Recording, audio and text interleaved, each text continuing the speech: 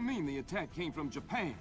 They're our allies. Mr. President, these attacks represent the most sophisticated application of information warfare ever imagined.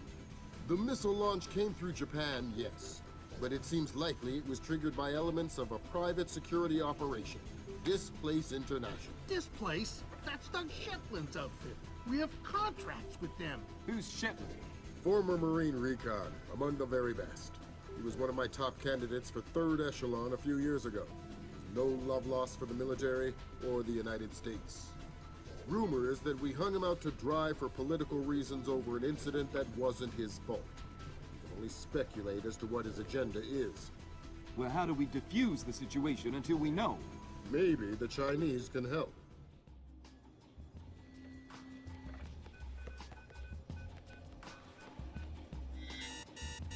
Gotcha.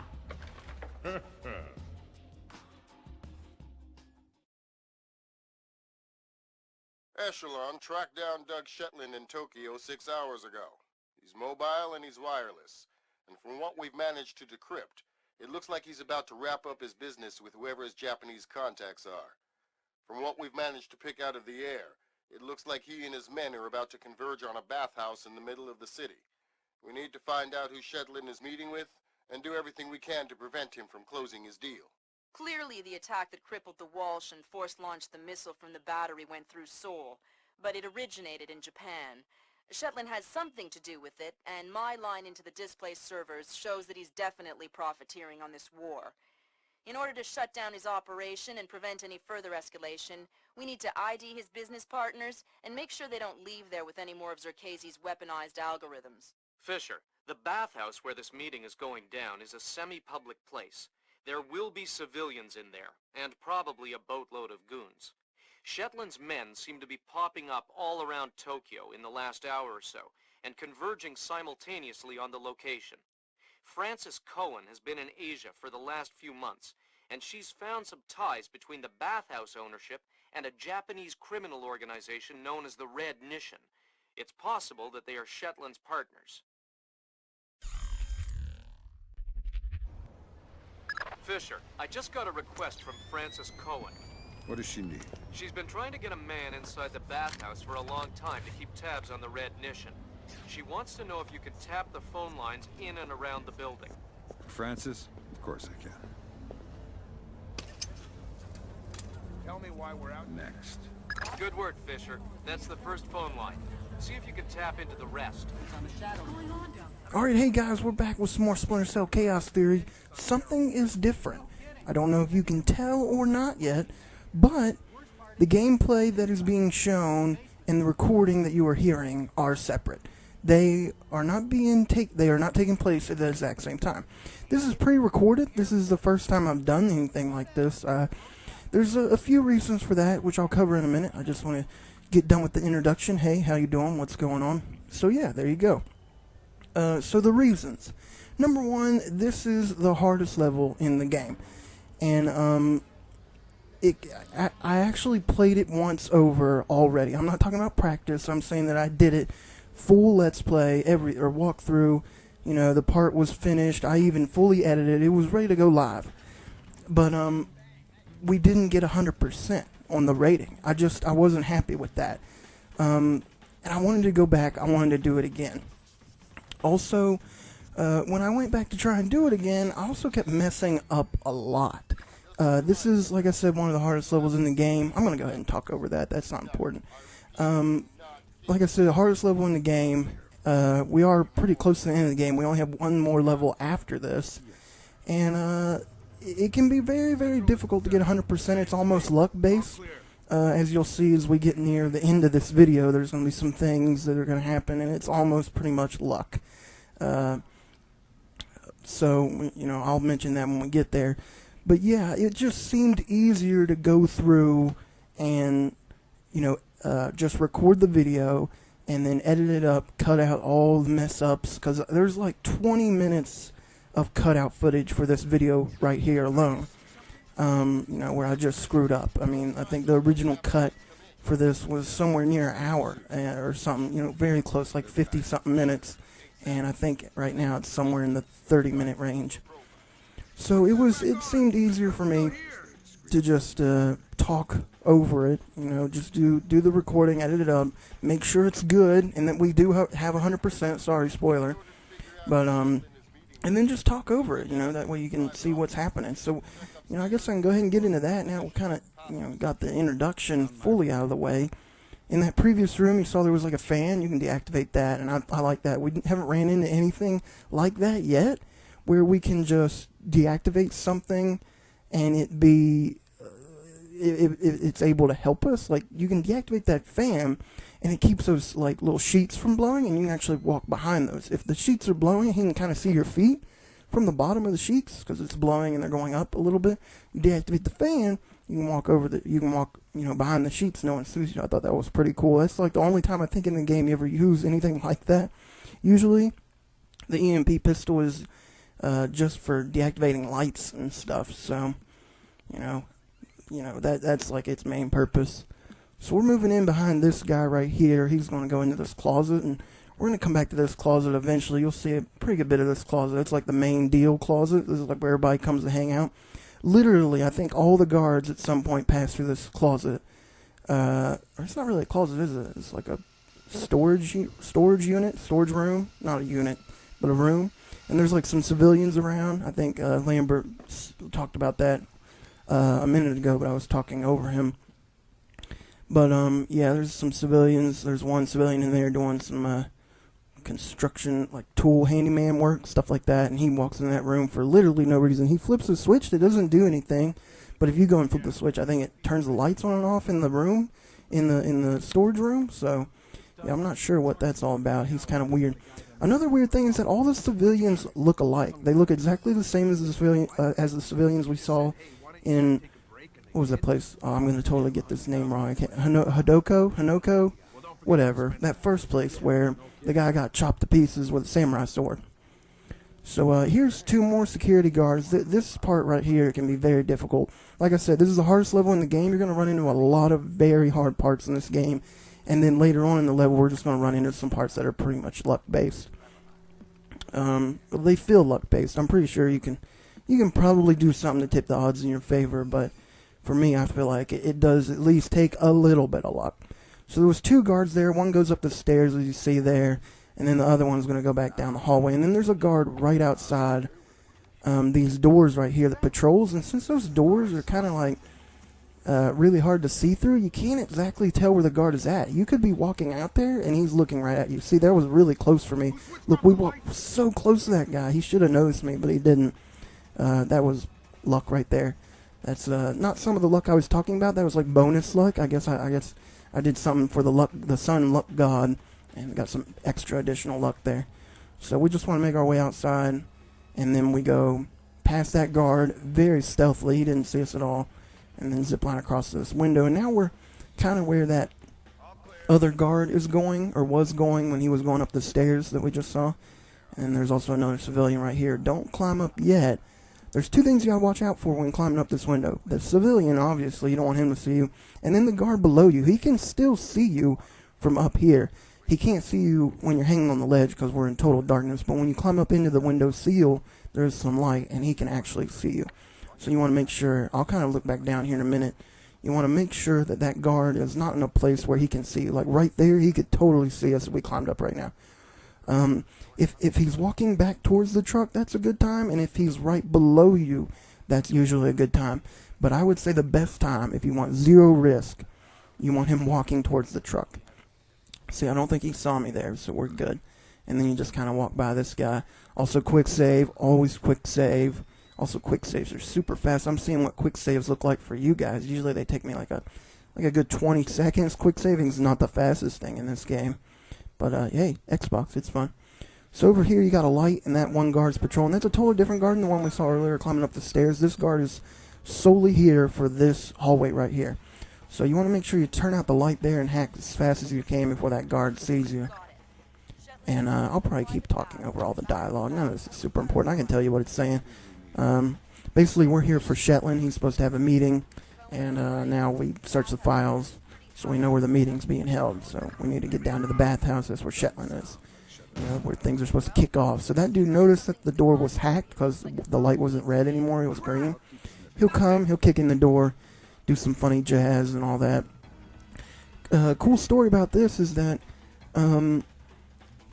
during, I don't know if it was one of the practice runs for this level or one of the cutout walkthroughs or whatever, but there was like a real funny glitch that happened there on that door where I was hiding behind the door and the guy went to go open it up, but he kind of like started lagging through the door and he was just sitting there seizuring all over the doorknob. It was pretty funny. So here's two guys with sweet night vision goggles and a really cool stealth setup. That's going to come into play a lot later during the mission.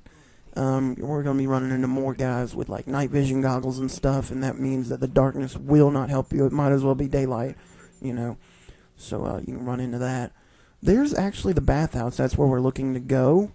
So as you can see there, they're kind of like working security for the meeting that's supposed to be going down. And we can walk over and interrogate this guy. When we start to interrogate this guy, I might stop talking so that you can hear what he has to say. And also check out his night vision goggles. How did you get here? I ask, you answer. We are here to monitor the meeting with Shetland.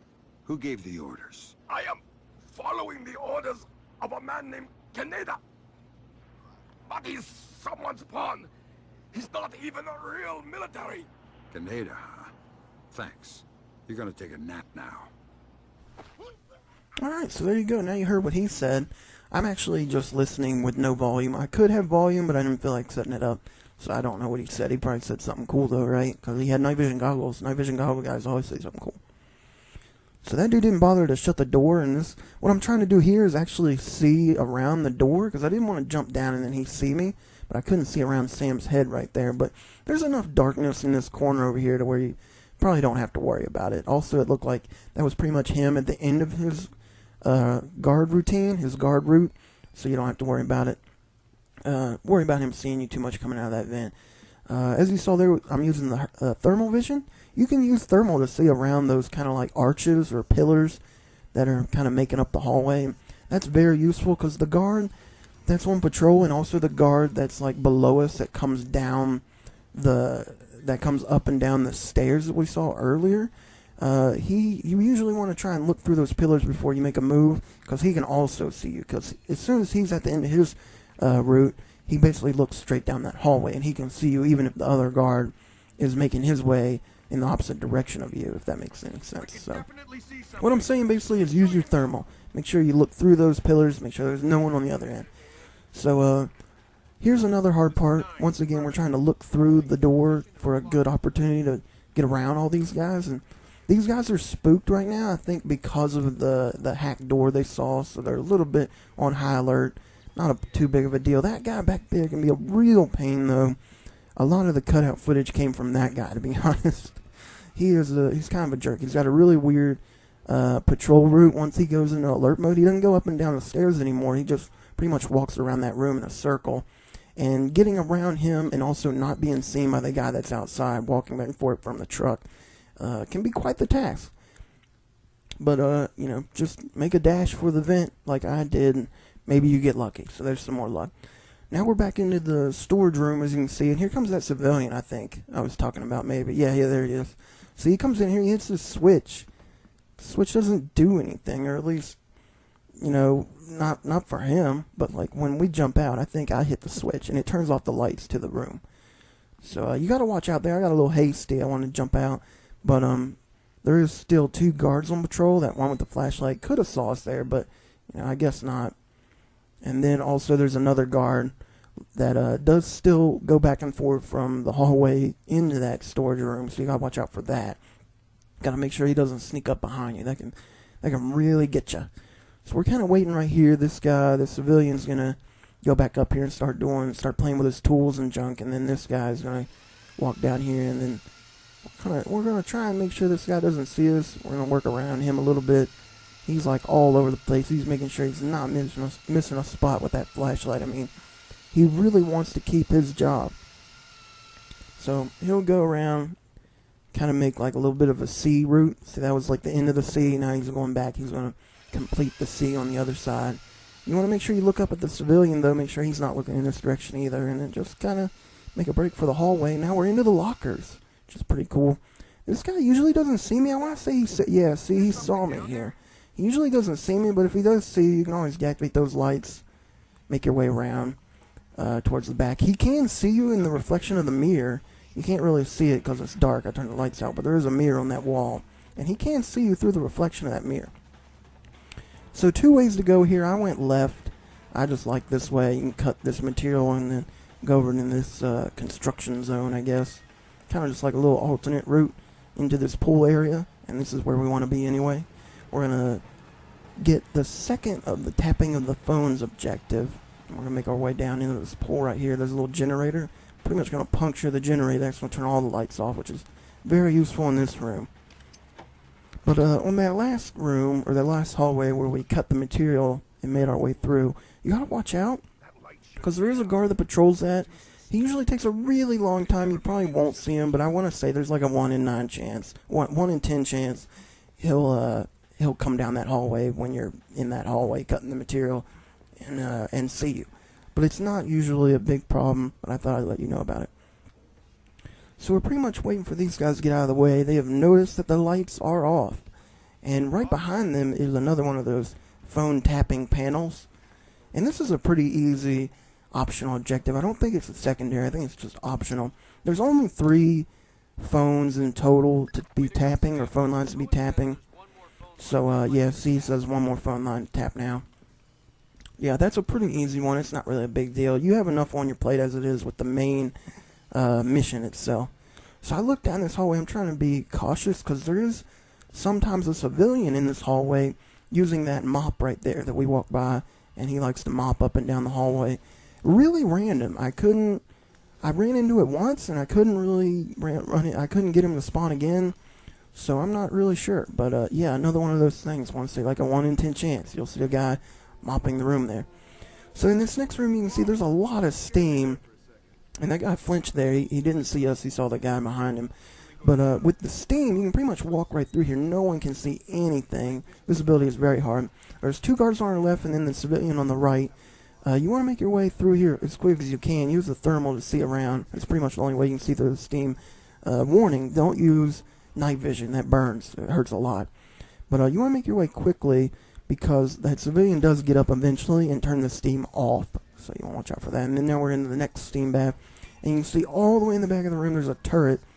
You want to watch out for that. I want to say we're pretty much just going to wait for this guy to do his rounds, and when his back's turned and when the turret's not looking in this direction, you want to make a dash to the left here, and there's going to be a steam valve. We'll turn this steam valve, and then that'll turn the steam up, and then the guy can't see us and the turret can't see us with the steam on, so we're pretty much good to go. It is hard to use thermal in this room. I think I turn it on here in a minute, but because everything's like really hot. Yeah, see, look, all of that orange and yellow, really hard to see. You just got to kind of feel your way around. We can kind of see that guy. But, yeah, here's a terminal you can deactivate or hack the terminal to control the turret. I usually just deactivate it. Not a big deal. I don't think he can see you at this point. He might be able to see you going through that arch right there, that doorway, but I don't think so. So now we're getting into the very hard part of the game. So, see, there's night vision guys showing up, and this is our last phone line. We're going to go ahead and get this out of the way and pretty much move on to the final section of the level. If you want to break it down into 3s, this would be the 3 out of 3 part of the level, and it's pretty hard from here. So you got this one guy on patrol. I like to hide behind these little shades right here. He can't see you at all, even if you're in between the shades. Like, see, there's a little crack there in between one shade and the other. He can't see you through that, so you don't have to worry about that. One thing I sometimes use is thermal. You can use thermal and see right through these shades if you want to know exactly where the guy is. But we're basically waiting for this guy to come back this way. And once he does that, we're going to make our way into the room he just came out of. And then we're going to have to deal with another night vision guy. That's, very difficult. We're going to see. So this guy, here he comes. You want to make sure you don't go because he always turns around once and does like a little look. Make sure he didn't miss anything. And then there you can go. And then there's going to be some more shades in this room. And we'll just pretty much get behind those here in a minute. I want to check around this corner, though. We're looking for, guards on patrol. There's usually 2 guards, and they're always usually walking covering, like looking where the other one's coming from, which makes it hard to get across this hallway. We're trying to get across this hallway to a vent that's, yeah, there it is. You can see it just kind of at the bottom of the wall. So when they're looking in your direction, you want to make sure that you don't go. It's very difficult. You know, usually you just kind of, you have to get lucky on this part. And you also still have to watch out for this guy right here. That's the first night vision guy we walked into. This is pretty much his full routine right there, his full patrol. So we kind of look right here. This guy's still coming. And so we're going to hide back behind the shades. Sometimes I even run into a mechanic. There is a mechanic running around, which we'll see him. I thought I'd try something a little bit clever here and use like a sticky. But I took too long and that guy actually saw me. So we're going to, yeah, kind of went into like a little bit of an alert there. He's going to wave down, flag down his guys. And he's looking right in between the shades where we should be, but you are totally invisible when behind these shades. So no need to worry about it at all. But another bad thing about the sticky, I didn't know until after this, but you can't look at your sticky cam when behind these shades. So I mean, it's only a little bit of help, maybe not even that. But yeah, I thought I'd try it. See, I'm trying to see down this hallway to make sure no one's coming when we make a dash for this little corner here. But both of the guards were there a minute, so I figured they didn't see us there. I figured they'd be walking down the hallway at that point. Both of their backs would be looking in the wrong direction or in the right direction. Another thing you could do, thinking back on it now, is maybe use a sticky cam, like fire it down the hallway and then use a noisemaker. Maybe get both of their attention looking in that direction, then make a go. That would probably be like your best bet if you want to do something like that. If you don't mind wasting your sticky cams, or at least one sticky cam. But yeah, they kind of saw me there. Not a big deal. We look back on the sticky cam. But yeah, we managed to make it by. They weren't able to identify us. They saw something. But so here we're coming up on like the main in-game thing for this in-game cutscene for this mission. I'm gonna stop talking and let you guys listen in on this part. I haven't been able to contact Otomo. I don't know what's going on. Wait a minute. Yes, this will do just fine.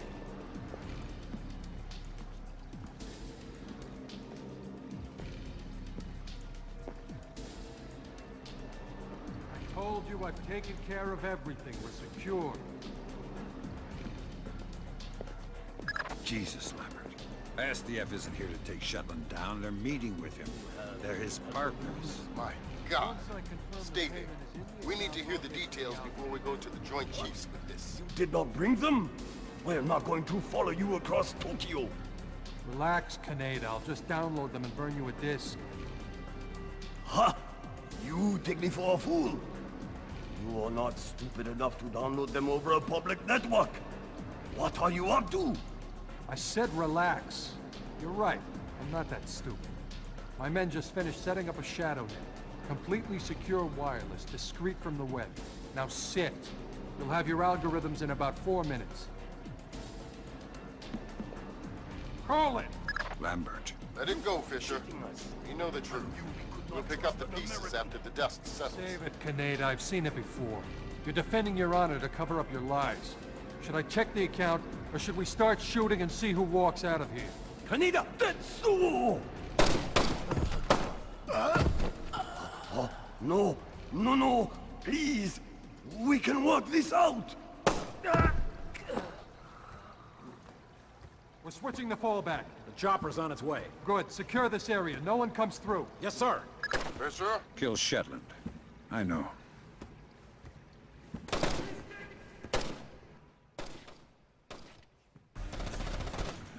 Alright, so it looks like Shetland has shot that Oriental guy for being good at arithmetic, and now we gotta get that guy.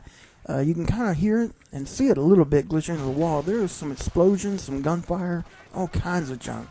There was a sticky cam coming into effect there. I think someone shot it because I couldn't activate that sticky cam again. I didn't exit the sticky cam, it blew up on me there. So this is a part where you really need the luck, because sometimes they can just see you for no reason when you're going in and out of that hallway. We're going to be going in and out of that hallway again at the other end of this bathroom here. And it's basically luck, whether they see you or not. I blew out the candle for literally no reason. I just wanted to. I thought it'd be cool to show that off. I don't think we've blown out a candle at any point during this game. It's not super necessary. So yeah, see, we ran into the first part where we went across the hallway. That's luck. And then also this part is also luck. They can kind of sometimes see you. I think when I got the 97, this is actually where they saw me. So you just kind of get lucky there. Definitely walk across when there isn't any gunfire. If you want to try and look down the hallway when they're behind cover, that also might be good. So watch out for this wall mine right here. And then this next room is also very hard. As you'll soon see, I quick saved again there. I want to be extra safe. There's 3 guys in here focused right at this doorway. They won't see you if you kind of come into the doorway a little bit, but if you go into that room, they will see you. And pretty much the only way around them is through them or to use smoke grenades. And if you're going for 100%, you're going to have to use the smoke grenade method, because they won't fall for anything else. You might think you can try and use a sticky cam and use a noisemaker. They don't fall for that. Usually if you sticky shock them, someone will see it. You know, like one of the 3 guys will see the other 2 or 1 down, so you'll watch out for that. Also wall mine on the other side of this corner. So for those guys, I pretty much use smoke. They have the night vision, so they can see in the dark. You can't really deactivate the lights. But if you use smoke, they can't see through that. It's kind of the equivalent of steam. But so that's what I use. I'd recommend using that. So here we are. There's Shetland there. And you can go through that gate right there. You can lockpick it or break it. I usually just climb over the fence, though.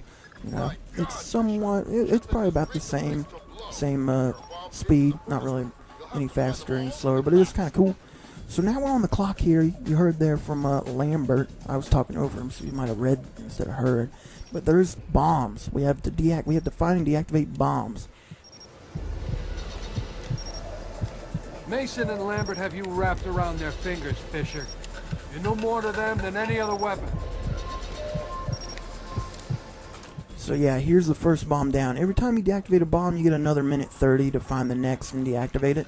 But every time you deactivate a bomb, you're going to run into security guards. For the first bomb, you get 1. For the second bomb, you get 2 security guards. And then, you know, so on and so forth, you get more and more guards. I don't want to spoil how many bombs there are. But basically what I like to do is, since they have night vision and also really good eyesight, I just like to take them out immediately. Sticky shocker them. If you pick stealth, you get 6 sticky shockers, which is more than enough. And basically you want to pick up their bodies and move them to this little corner over here. Even though the other guards that show up have night vision, they seem to never look in this corner. And sometimes the bodies even fall through a little crack right there on the right of that corner, and they won't see the bodies at all. I mean, they'll never see the bodies in that corner, but that's even better if they fall in that thing.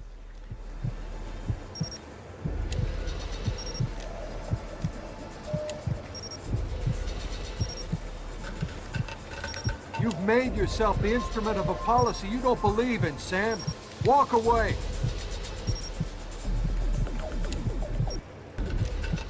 Alright, so there's the second bomb down.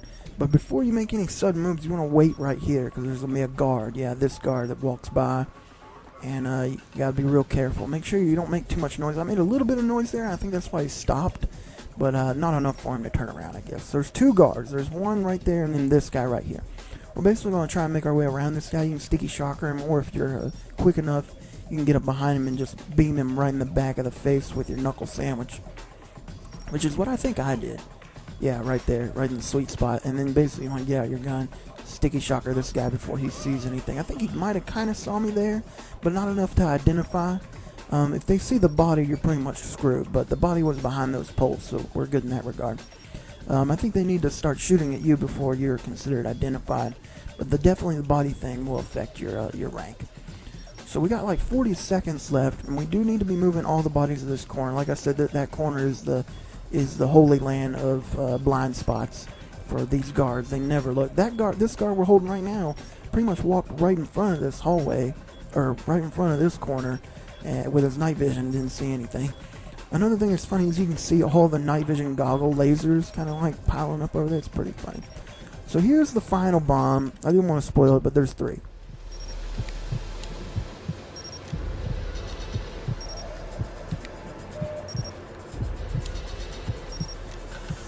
Blood is thicker than water, and you and I have bled a lot together. You're trading your honor for their agenda. So there goes Shetland. He's going to run through that door. He's going to make a break for it. We're going to have to catch up to him. The first thing you want to do when you're done with the bomb is jump over to this place. Jump over to this side. Get in this corner over here. There's going to be another guard. You can kind of see his night vision coming through this door. You want to sticky shocker him before he sees anything, and then pretty much just run on by him to catch Shetland. And we're pretty much good to go. That's that was the really hard half luck based part. It doesn't have to end like this, Sam. No, but it does have to end. On that we agree. We've been fighting their dirty little wars our entire lives, and where do we end up? Staring at each other down the barrels of our guns. Nothing has changed, Bishop. And it won't change by degrees. We have to tear it down and start over. It's the only way. Your own little chaos theory, throw the world into war and hope that what comes out the other side is better. It will be better. Because this war will change things, Sam. Every other war has been about keeping things the same, but the status quo doesn't work anymore. America's sick, Sam. She's dying. The politicians, the bureaucrats, the whispered backroom deals, it's all life support for a sick old lady who was dead a long time ago. The only backroom deals that I've seen lately were made by you. You're a murderer and a war criminal. Those are the only names the state has for the revolutionaries, Sam. You only become a hero after the war is over. You know the truth. The world is built from the bottom up, not the other way around. Honor, courage, fidelity. We don't inherit these things from the world, Sam. We build the world from them. I know you. You believe in these things more than any government. And I know that because of it, you wouldn't shoot an old friend.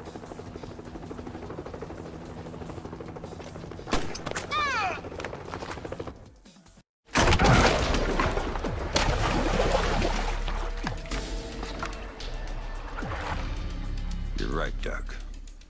I wouldn't shoot an old friend. Alright, so there you go. That was second to last mission. I don't remember the number, but the bathhouse mission.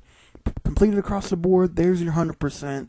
Really hard to do, but there you go. I hope you guys enjoyed. I know I didn't. So I want to thank you guys for watching, and until next time.